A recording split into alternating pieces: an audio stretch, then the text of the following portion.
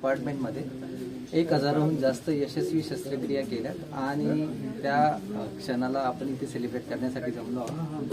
तर success rate Ashoka medical हॉस्पिटलचा कुठल्याही सर्जरी बाबतीत, ती जॉईंट रिप्लेसमेंट असो, आर्थ्रोस्कोपिक असो किंवा ट्रॉमा सर्जरी असो, हा कुठल्याही सेंटरपेक्षा खूप मोठ्या प्रमाणात जास्त आहे आणि तेवढाच विश्वास आम्हाला आमचे पेशंट्स आमच्यावर दाखवत आहेत.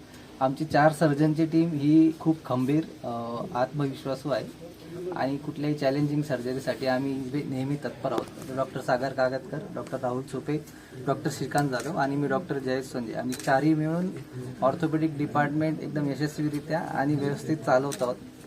आणि सगळ्यात अवघड शस्त्रक्रिया आतापर्यंत कुठली वाटते?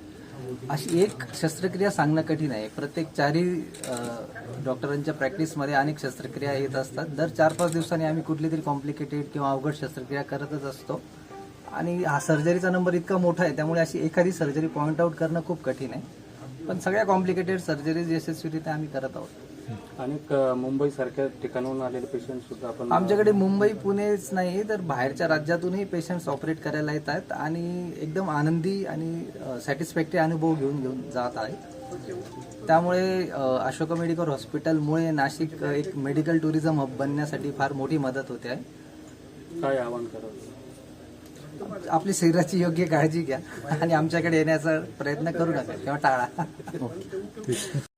अशोका मेडिकल हॉस्पिटलमध्ये आम्ही जे 4ही ऑर्थोपेडिक सर्जन्स आहोत ते स्पोर्ट्स मेडिसिन या स्पेशालिटीमध्ये पण बऱ्यापैकी काम करतो. आज 2025मध्ये 1000पेक्षा जास्त शस्त्रक्रिया केल्याच्या या दिवसानिमित्त आम्ही एकत्र झालो आहोत. स्पोर्ट्स मेडिसिन म्हणजे फक्त सर्जरीज नाहीत स्पोर्ट्स रिलेटेड, पण सर्जरीज न करता पण कित्येक खेळाडूंना आम्ही याच्यामध्ये मदत करतो फिजिओथेरपीच्या मार्गदर्शनाने. आणि त्यांना ज्या काही स्पोर्ट्स खेळताना होणाऱ्या इंजुरीज आहेत ह्या टाळण्यासाठी पण आम्ही वेगवेगळे कॅम्प्स घेतो. फिजिओथेरपिस्टच्या मदतीने त्यांना झालेल्या इंजुरीची सर्जरी न करता पण बऱ्याच पद्धतीने आम्ही ट्रीटमेंट करू शकतो.